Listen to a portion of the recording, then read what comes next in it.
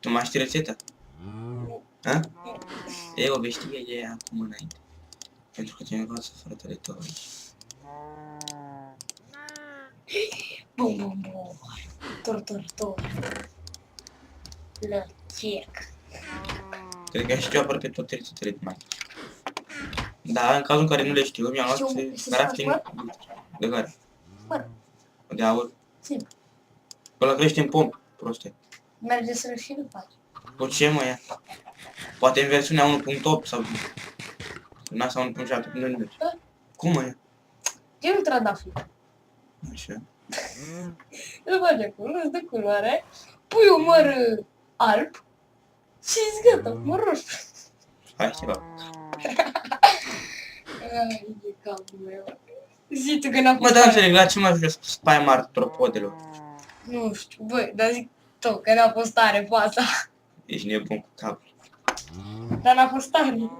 E un măr alb și îl pui acolo. A, Faci și roșu. eu zic doar atât. Dacă facem amândoi, deci de cuforul ăsta, dacă te atingi, dacă te atingi de cuforul ăsta, o vezi? Stai așa, unde e?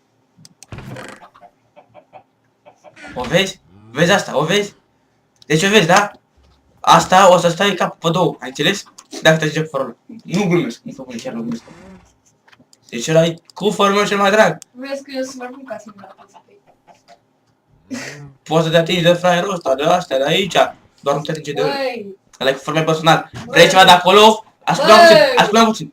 Vrei ceva de acolo? Mă întreb pe mine, înțeles? da, mă. De aici. În schimb, de acolo poți să le iei pe toate cu grămadă. Cu grămezi poți să le iei. Dar de aici mă întreb de aici. Da, mă, am înțeles. Termine că sunt, da. Acolo. Bun, și cam atât cred că a fost cu acest episod.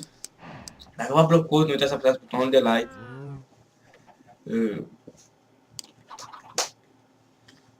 Și... Comentarii pentru wrestling în real life. Da. Și nu știu, cred că episodul următor îl vom face multiplayer. Sper. Îl facem, nu spera. Pe la nesimțirea ta.